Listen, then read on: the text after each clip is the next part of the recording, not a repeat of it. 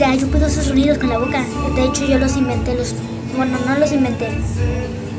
Yo no inventé los fungos, pero sí inventé los sonidos. Se copiaron de mí. Aquí hay uno, pero como que lo pusieron más pro. Aquí es el primero.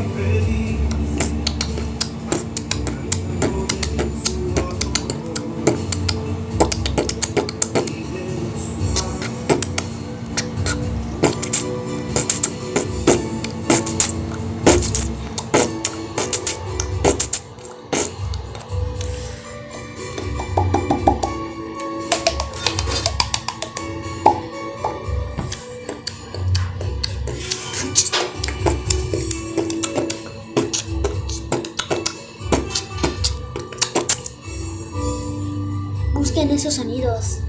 Y si hay canciones punks con esos sonidos. Ah, aquí hice uno de la masa.